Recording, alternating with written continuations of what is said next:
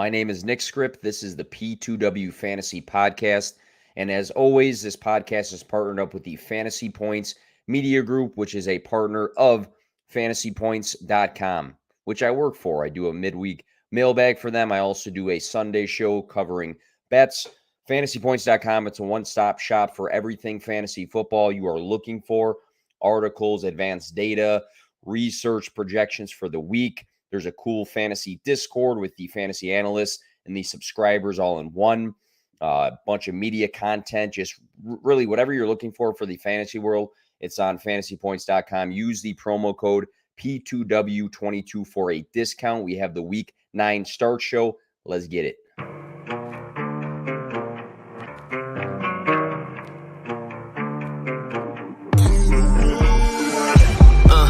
To win, no fear to give. I feel, but I can't forgive. I go all in this time, yeah, I won't regret. I'll pick the best on trip, they don't understand. I play to win, yeah, I play to win. I play to win, yeah, I play to win. I play to win, oh, play to win. I play to win, yeah, I play to win. I play to win.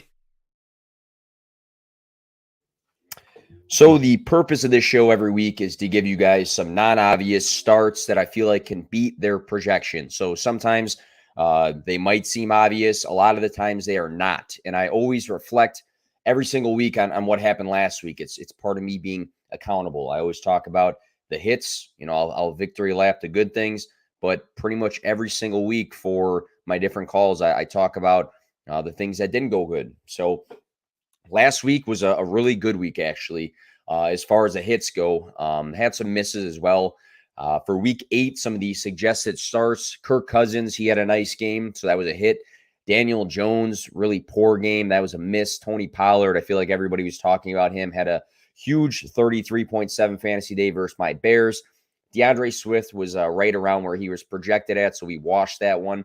Raheem Mostert, who we'll talk about today, that was a miss. Dameon Pierce, he was right around where he was projected. Rashad Bateman was hurt and left the game early. Devonta Smith and Wan'Dale Robinson were not good calls, but Darnell Mooney and Khalif Raymond actually were good calls. Hunter Henry, Juwan Johnson, 2 poor calls. Greg Dulcich just continues to be good for fantasy. That was a good call. Then I talked about some streams. Jared Goff, good stream. Justin Fields, a great stream. Andy Dalton, a good stream. And then Evan Ingram, a great stream for the tight end position. So pretty good week in general. Had some misses. That's just going to happen when you have a list full of names.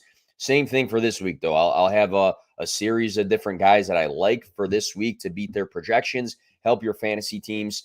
And there's going to be, I'm sure, some misses, but hopefully we have a lot more hits this week. And we'll start things off with the quarterback position. So I'm going to talk about Justin Fields, who I mentioned as a streamer last week. Now I'm kind of transitioning into saying he's almost maybe not even almost. He's a must-start quarterback right now. He's got a good schedule coming up as well. So looking at Justin Fields, I just dropped an article on Bear Goggles On talking about him. I had an article before the season started saying that he was a good, second quarterback to draft for redraft and one quarterback leagues. It looked rough the first 4 weeks. He posted QB 23, QB 27, QB 31, and QB 26 weeks and had an average of 16.75 passing attempts. 2 to 4 touchdown interception ratio looked bad. He had a completion percentage of 50% or lower in 3 out of 4 of those games. So all of those factors were not looking great for the Justin Fields fantasy stock. But then there was a big shift weeks 5 through 8. And in those specific weeks, he finished as the QB 13, the QB 8, the QB 5, and the QB 5. It's a solid stretch of games right there. QB 2 overall from weeks 5 through 8. Back-to-back weeks as the overall QB5 for those individual weeks. The touchdown to interception ratio has been a major improvement. We said before it was 2 to 4. Now it's 5 to 2 in that week span there. 2 out of 4 of these games, he's had a completion percentage above 71%, and another one right around like 61% versus that 50% or lower. So he's throwing the ball more efficiently. 3 out of 4 of these games with 60-plus rushing yards and 50% of them being at 82-plus rushing yards. So that dual threat, use the legs, Konami code quarterback, we didn't see it as much as we wanted to the first 4 weeks, but these last 4 weeks, we've seen it a ton from him. The Dolphins are number 7 in points per game given up to the quarterback position. Looking at mobile quarterbacks this year, Lamar Jackson rushed for 119 yards versus the Dolphins. Josh Allen had 47 rushing yards. So, they haven't faced a ton of guys that maybe profile is that, but seeing Lamar have that massive day, I'm not going to compare Justin Fields to him, but both have that skill set to get it done on the ground. So great matchup this week. I wrote earlier in that article I mentioned that 55% of his remaining schedule is against top 10 matchups. So I also want to mention Chase Claypool. We're not going to talk too much about him here because I don't foresee him, stepping straight into like 80% of the snaps right away. But I'm happy to see that Chase Claypool has been added. I know the second round draft pick does seem pretty expensive. I do agree to that. But it's just nice to see that the Bears are committed to potentially building around Justin Fields. The playbook looks like it's been centered around him the last couple of weeks. Now they added a big-bodied, big play potential wide receiver that's still pretty young. His rookie contract's not going to last forever, and it's going to be something they'll have to factor in. But just seeing his passing efficiency slowly grow these last couple of weeks, now maybe with Chase Claypool into the mix, him and Darnell Mooney, I feel like maybe there's a chance that the passing attempts go up in Chicago. Maybe not drastically, but maybe they limited the passing playbook just because the passing options were poor. He had the worst wide receiver group in the NFL. So I do like Justin Fields this week versus Miami. He's got a hot streak going on right now. The playbook is centered around him. No Bears bias. It's a great matchup in general. So Justin Fields versus Miami. Second quarterback, and I feel like a fraud because I was really tough on him last year, but I'm coming around to Trevor Lawrence versus the Raiders. So QB 10 overall this season, averaging 16.19 fantasy points. He's been above that mark 4 times this season, 2 weeks above 24 fantasy points. Lawrence is 2 passing touchdowns away from the 12 total he had his rookie year through over double the amount of games. So 8 weeks, he has 10. He had 12 total last year. He's got more than half of the season left to go. So you should easily surpass the touchdowns he had last season. Throwing the ball at a good rate with 277 attempts, which is 6th for quarterbacks right now. Top 12 in passing yards with 1,840, and is actually number 4 in air yards, meaning he's looking for the bigger plays.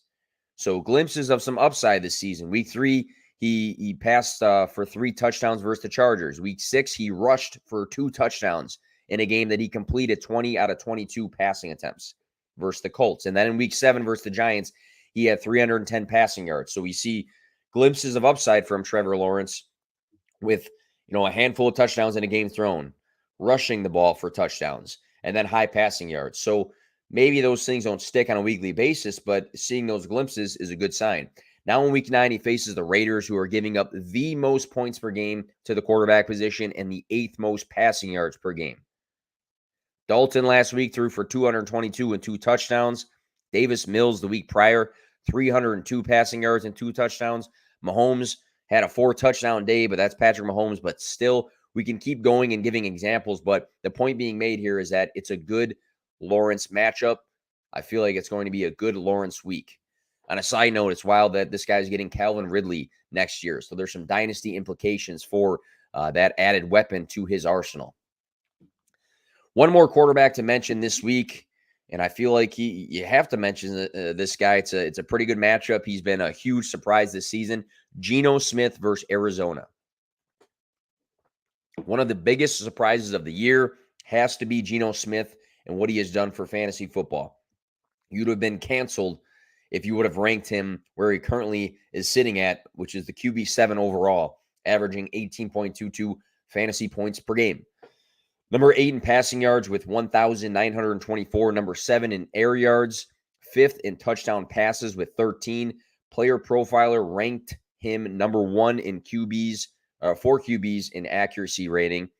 And it also shows him number 1 in true completion percentage, play action, completion percentage, and clean pocket completion percentage. So basically, these accuracy and efficiency metrics, Player Profiler is ranking him number 1 right now. So fading DK and Tyler Lockett was not the smartest of decisions after all, which a lot of people did coming into the season.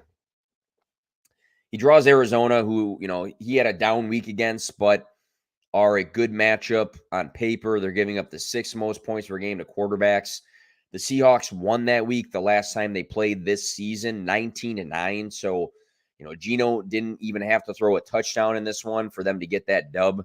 So as long as the Cardinals come out and give them a better game and make it more competitive, which they should, I expect the second meeting to be a better fantasy day for Geno Smith. So I think a lot of people will look and be like, well, he played the Cardinals and didn't have a good day. But again, situational, how that game played out, it was not good for the Cardinals, wasn't super competitive, and he didn't have to do much. Now we're hoping the Cardinals will take a little bit more of a step forward against the Seahawks and actually make this a game.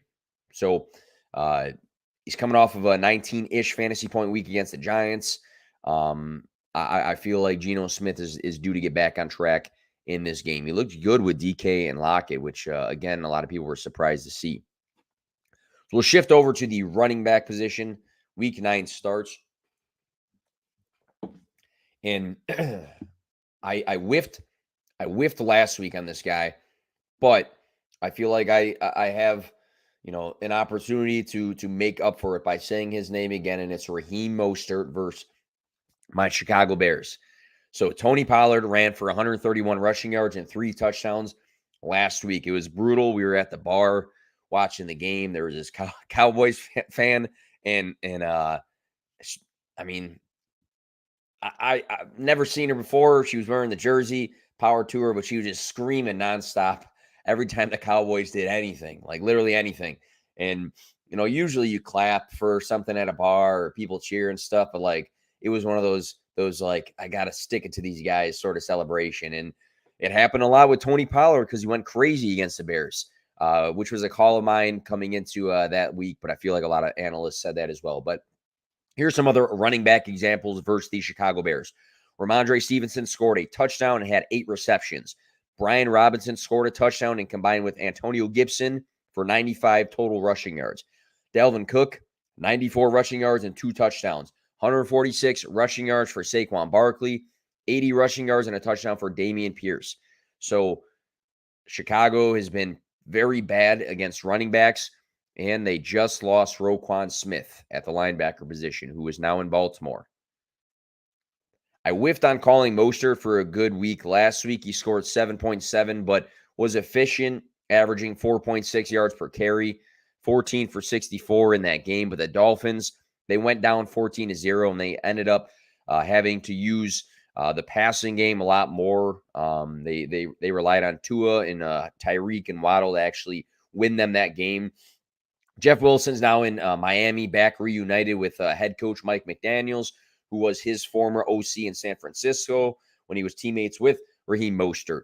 But I doubt he comes in and steals this job or comes in and has a significant amount of snaps in his first game as a Dolphin. Mostert had a season-high 20.9 fantasy points week 7, where he had a receiving touchdown, 4 receptions, 79 rushing yards. He rushed for 113 yards and a touchdown week 5. Team giving up a ton of running back fantasy points and just lost their stud linebacker. A favorable game script for the Dolphins potentially in this one as well. I feel like this Bears matchup is a smash for running backs in general. Raheem Mostert's due for a bounce back week. I think he's a smash start. Next on the list, we got Deonta Foreman versus the Bengals. So sometimes the simple analysis of rolling with the hot hand is enough said.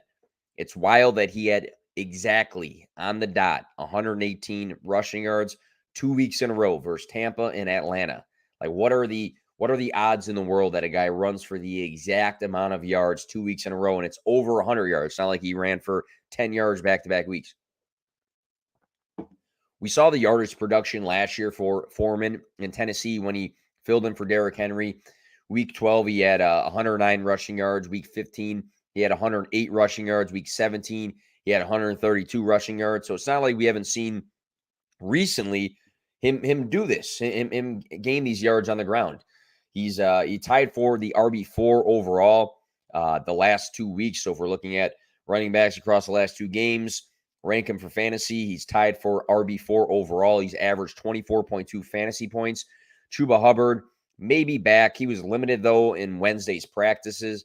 Foreman, 26 rushes last week. Maybe the matchup won't allow it against the Bengals, but the volume is something we have to note, right? And it's key when we are looking at fantasy running backs. So I won't compare Foreman to Nick Chubb, but Cincinnati's coming off of a game where Nick Chubb ran for 101 yards and scored 2 rushing touchdowns. So again, not comparing him to Nick Chubb. Nick Chubb is an absolute monster this season, having a great year, but seeing back-to-back really good rushing days on the ground for Foreman and him get plenty of work, I feel like, again, simple analysis, roll with the hot hand. Next guy's got an asterisk because I feel like it's pending the situation, but I want to mention Eno Benjamin versus Seattle. So last week, Darrell Williams returned to action, taking up 27% of the snaps.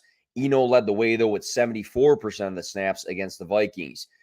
Down game, but the game prior, he had a huge 23.3 fantasy point week, rushing for 92 yards and a touchdown. He caught 4 passes versus the Saints.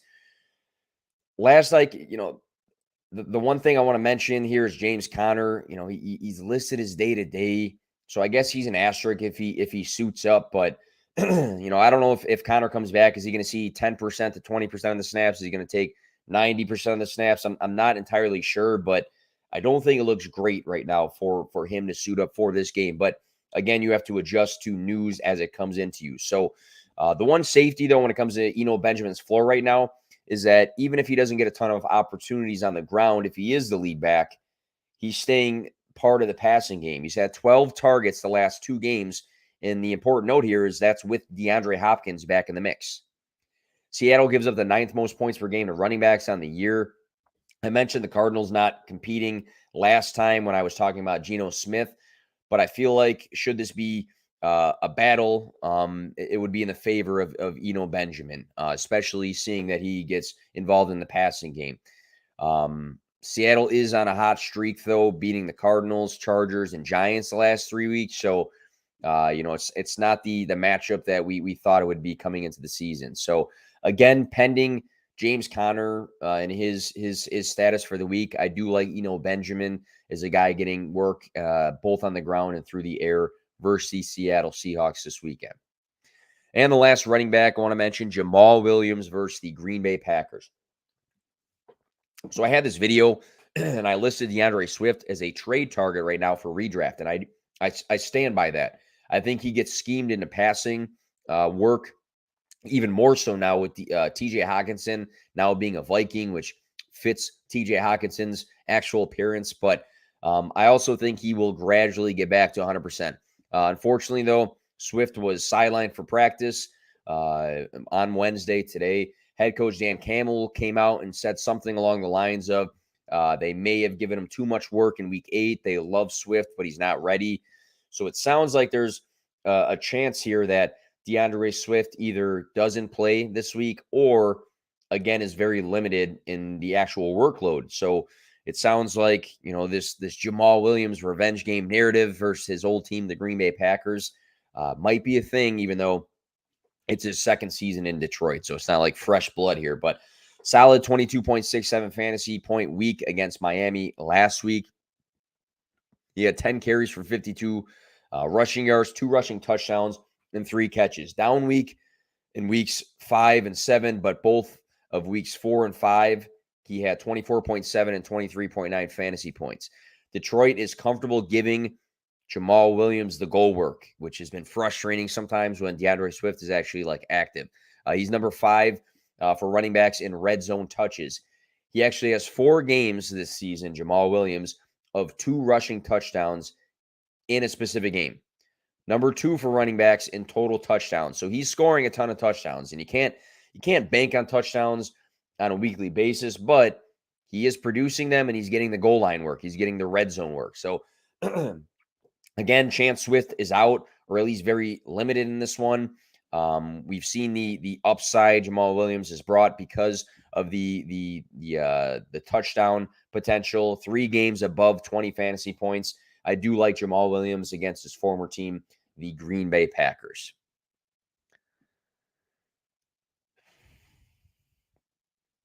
Next, we'll go and shift over to the wide receiver position.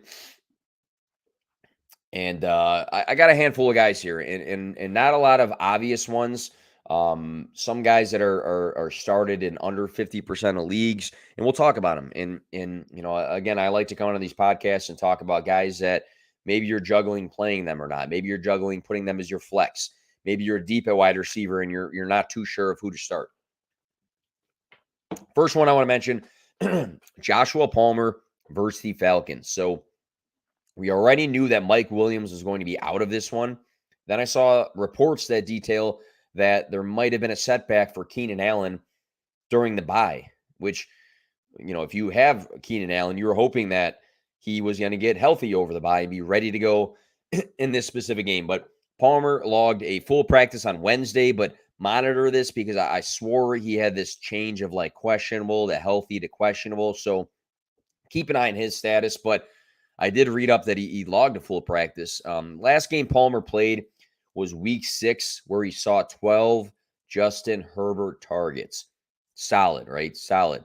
That was his third game of the season where he scored 13 plus fantasy points. So if a guy is scoring 13 plus, he's rostered at the percentage Joshua Palmer has been throughout the season, up and down. That's flex worthy to me. The Falcons give up the most fantasy points per game to wide receivers and also the most passing yards per game. The only team in the NFL to allow over 300 yards passing per game. So that says a lot about what they are giving up. And now they play Justin Herbert, who we view as a quality quarterback that likes to push the ball down the field.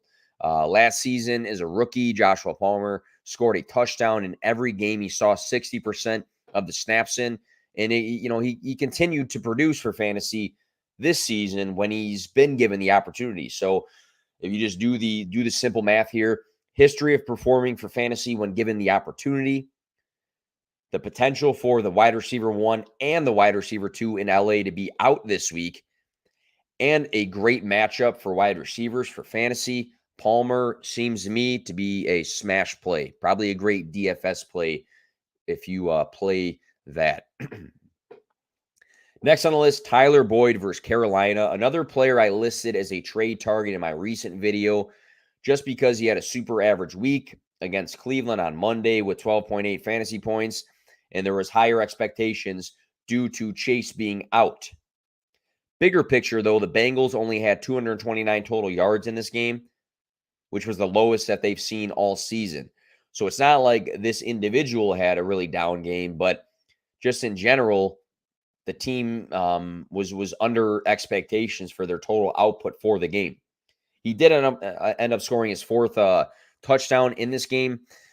Boyd's career high for touchdowns, receiving touchdowns, is 7 from 2018. He's had seasons of 5, 4, and 5 the last 3 years, so he's definitely on track, already having 4 touchdowns to break what he's done the last 3 seasons, and he should have the chance to break that 7 mark from 2018. But again, I listed him as a trade target because I feel like if you are needing a wide receiver right now, his role should be extended in this offense, and the expectations were up here. He performed, very okay, and people don't look at how that game actually went. So if you want to check out that video, you can just search it on Twitter at P2W Fantasy, and then, type in probably trade targets. It is currently my pinned video on Twitter, but I'll probably have this podcast be pinned at some point. So I was recently asked who the next man up was in Cincinnati on the Fantasy Points midweek mailbag show that is on their YouTube channel, with Jamar Chase to miss time. And I basically said that there's not always a next man up. It's about the other guys around that guy that's missing in the system. And to me, 2 guys come to mind: Tyler Boyd, Hayden Hurst. So I feel like those 2 guys get a bump in this offense. I don't think somebody else just like randomly steps up into relevance. Number 1 in slot snaps in the NFL, Boyd is quietly the wide receiver 15 right now overall, with 2 games above 20 fantasy points. Carolina is a top 12 matchup in terms of points per game given up to wide receivers. The Bengals will be looking for a comeback W after just losing on Monday, and I wouldn't be shocked if Boyd hit his first game of 10 targets in this matchup. So Tyler Boyd versus Carolina, I'd say get him back in your lineups.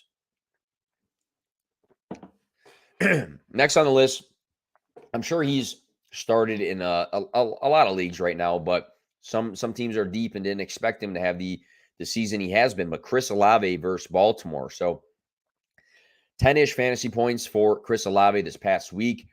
He now faces the Baltimore Ravens, who give up the 4th most points per game to wide receivers. They did just get my boy Roquan Smith from Chicago. Regardless of if you liked him, didn't like him, I liked him. It still hurts. But Baltimore also gives up the 5th most passing yards per game, which should make you more excited for Chris Olave, as he is top 12 in receiving yards right now, and he has the 2nd most air yards in the league. So they draw plays up for this guy in New Orleans for him to go deep. And this is a team that allows a ton of yards every single game. So Olave is averaging 14.8 fantasy points per game and has been above that 4 times this year with a high score of 23.7. Andy Dalton has thrown for 6 touchdowns in the last 2 games played with 361 passing yards, week 7.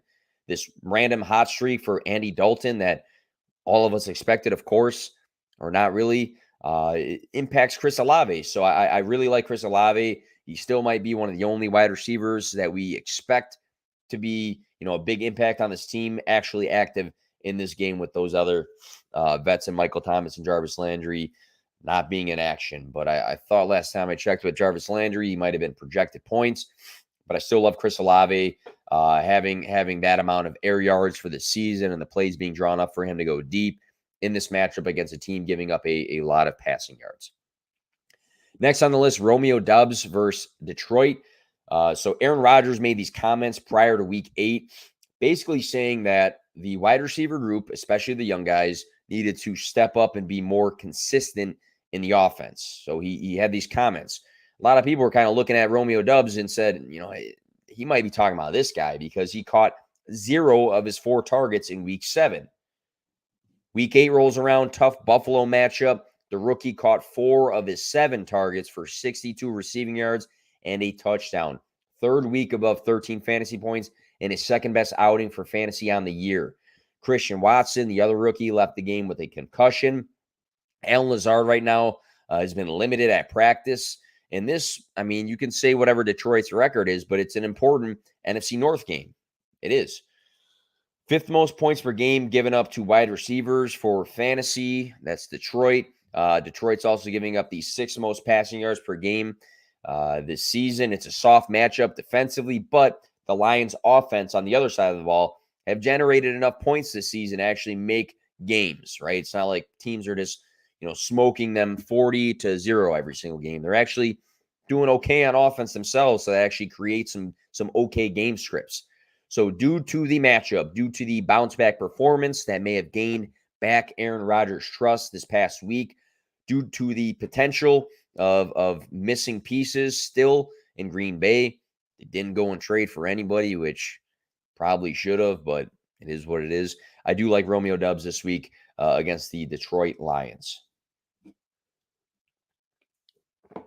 So next, I'm going to do a DFS stack and say, all right, James Robinson and Tyler Conklin. We got comments in here, so I'll read them off. I love questions. So if you guys got questions, you're in YouTube, you're on. I guess you can't comment on Twitter, but if you guys do have questions, I'll read it off. But Troy Van Ness says James Robinson and Tyler Conklin for James Conner. No, I wouldn't do it. Many people believe James Robinson will grow in that offense. I feel like he's the early down guy.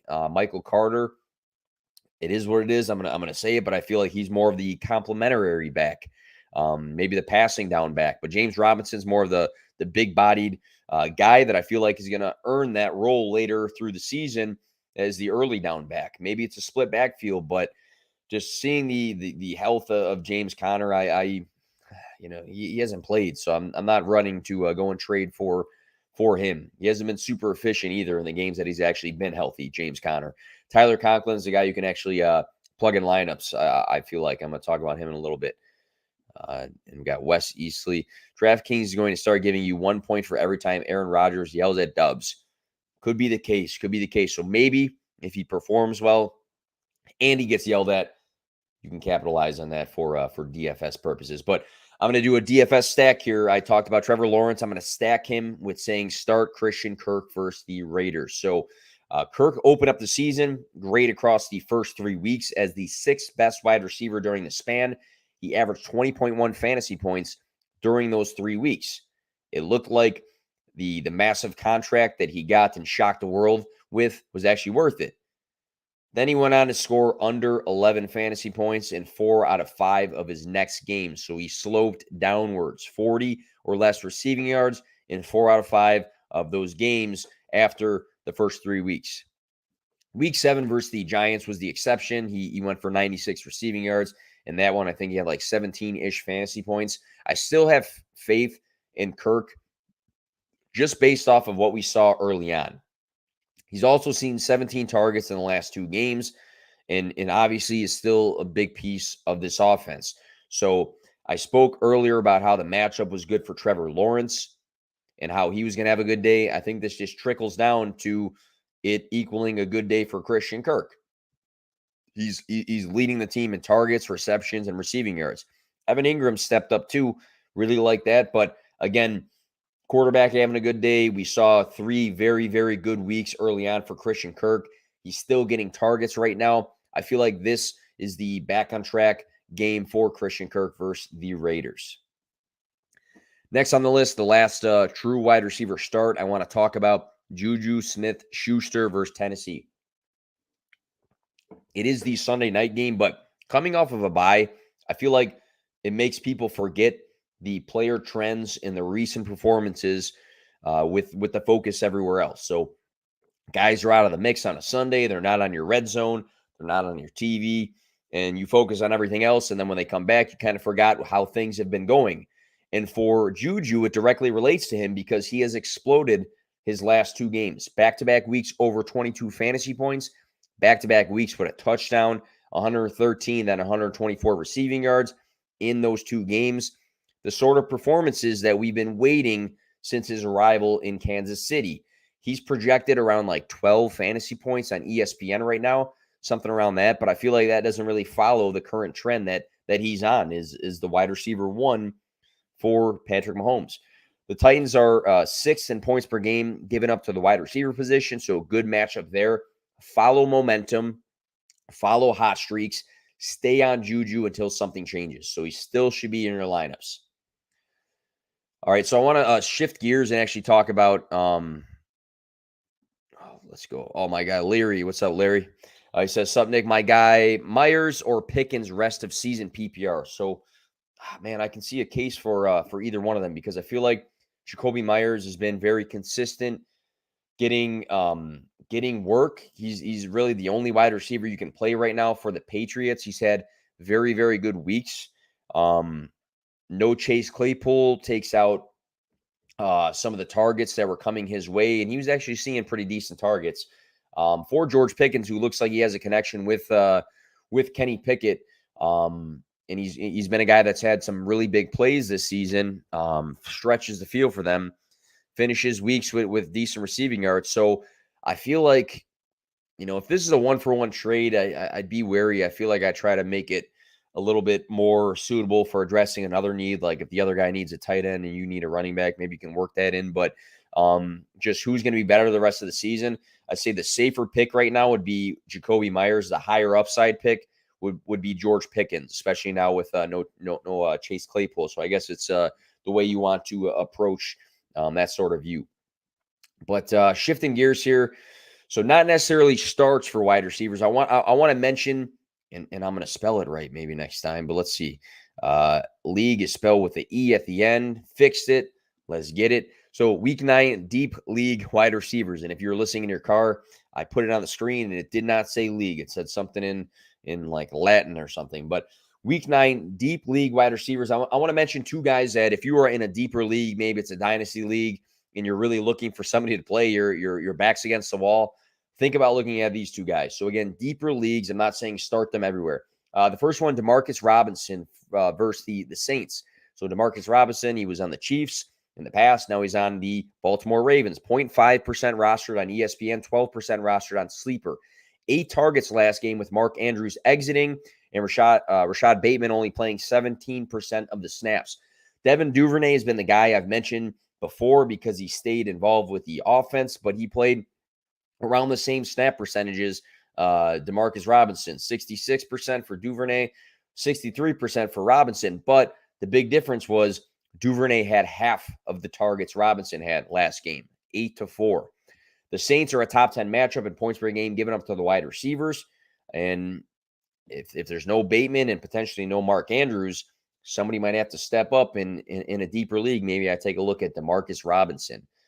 Second guy I want to mention, deeper league wide receivers, but Terrace Marshall versus Cincinnati. So many analysts were very high on Marshall coming out of LSU in that 2021 draft class. He looked like a bust in his rookie season. Through 6 weeks, he was not involved in his sophomore season much, but creeped up to 86% of the snaps week 7 and then 93% of the snaps in week 8.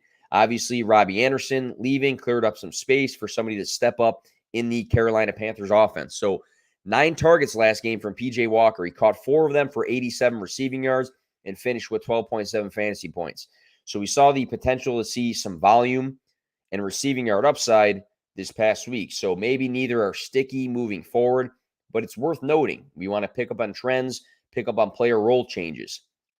This guy had career highs in targets, receiving yards, in even snap percentage in that specific game last week. So it's a tougher game against the Bengals, who may force PJ Walker to throw in this one, but with no CMC, no Robbie Anderson, no solid tight end target, I feel like somebody's going to have the ball thrown to him against the Bengals, and we expect DJ Moore to be the alpha here, but someone else has to step up. And seeing 9 targets last game and having some really solid yards per reception there from Terrace Marshall, deeper leagues, I'd be taking a look at him.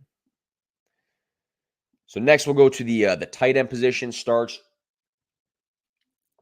It's a tough position, man. It really is to hit on every week. Last week I hit on Evan Ingram, I hit on Greg Dulcich, but again I missed on Juwan Johnson and Hunter Henry. So this week I'm going to pivot to Gerald Everett. I want to talk about, and maybe he's rostered in a lot of leagues, but I will say he's only 41% started right now on Sleeper. And again, people are not setting their lineups on Monday, Tuesday, Wednesday, but again, he started in under 50% of the leagues. So I feel like I should be able to talk about him. So this one lines up with the situation that the Chargers may have for pass catchers, which I talked about with Joshua Palmer. Everett has had 5 weeks of 6+ targets, season high of 10 targets week 2, 16 total across the last 2 weeks. So the potential for him to see 7 targets in this one seems pretty high, just given the situation where Keenan Allen and Mike Williams might not be in this game. Both might not be in this game.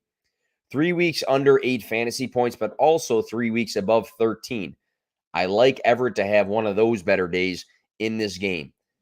Only 2 touchdowns scored for him on the year, but I do want to note that he has had 8 red zone targets, which is the 4th most for tight ends across the NFL. So that's a small sign that touchdowns are to come for Gerald Everett. Again, I like him to see some good volume in this game versus Atlanta. I feel like if you have him and you are not plugging him in, it's either because you have Travis Kelce, or I'm not sure why you wouldn't, because this is the sort of game that would really be in his favor for him to be a huge piece of his offense.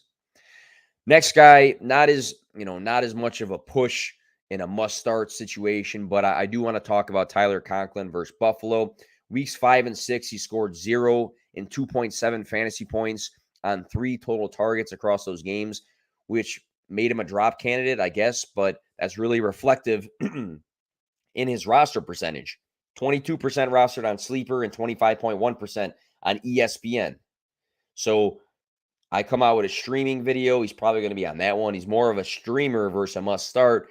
But last game, he had a huge 2-touchdown week with 25.9 fantasy points, which would have been huge for lineups if you actually had him on your team and actually put him in. Best fantasy week of the season, and it was with Zach Wilson.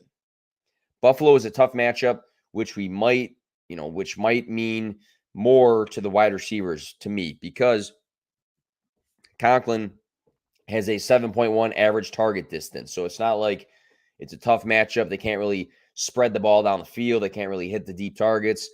He's more of the shorter ranged option. He might be the outlet in this game for Zach Wilson if Zach Wilson continues to struggle against one of the better defenses in the NFL. So again, I've been saying stuff like this all podcasts, but follow trends, follow productions, and follow guys that might be hot. So again, target trends here for Tyler Conklin, having decent targets, 6 and 10 the last 2 games. Follow recent production, huge week, over 20 fantasy points. I feel like he can be a good streamer, and he's widely available right now if you are looking for a tight end. Isaiah Likely I want to talk about, but a lot of asterisks with this. You know, I've seen a lot of people mention Likely as a good start, even if Mark Andrews is a go, due to Bateman being out and due to his performance last week for the Ravens. I'm not sure, as of today, if I'm as confident that if Andrews is out there, that Isaiah Likely is a must play. I would follow news throughout the week, see what, the coach is saying about Likely, see, Mark Andrews' status. Is he practicing at all? What's going on with him? But last week for Likely, the rookie, 6 catches on 7 targets for 77 receiving yards and a touchdown. He finished with 19.7 fantasy points. He was a guy getting some hype in preseason, and I feel like the people that were hyping him up are pointing to that week, saying like, that's why we hyped him up. If Mark Andrews is ruled out, I think Likely is a top 10 play this week, closer to 5 than he is to 10. The issue may be here, though, that we might not know Mark Andrews' status until like mid-Sunday or like Monday morning. It might be very late before we actually know his status. So I feel like if you are able to, stash Likely and potentially play him, you'd have to really juggle it and wait on that Mark Andrews news. So wait for more information on this. But again, if there's no Mark Andrews, which we already know that there's not going to be any Rashad Bateman, I feel like Likely is a potential top 5 play for this week.